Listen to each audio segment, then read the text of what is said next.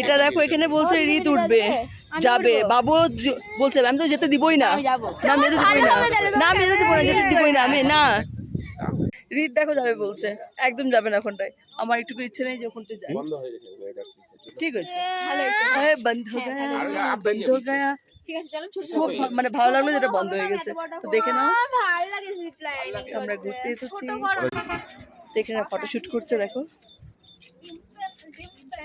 কি ফটোশুট হচ্ছে জায়গাটা খুব সুন্দর আমি আস্তে আস্তে যাচ্ছি